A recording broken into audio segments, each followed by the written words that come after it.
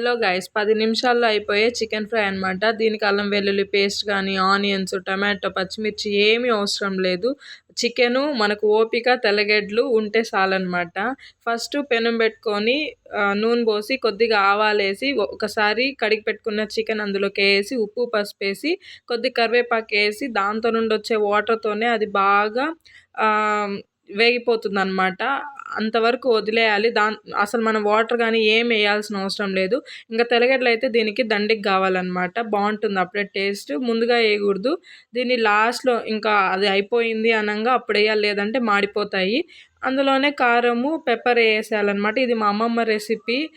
నిజంగా మా అమ్మమ్మ అయితే ఈ రెసిపీ చేయడంలో ఎక్స్పర్ట్ అని చెప్పచ్చు. అన్నీ బాగా చేస్తుంది. ఏం లేకపోయినా చాలా సింపుల్గా బాగుంటాయి అన్నమాట.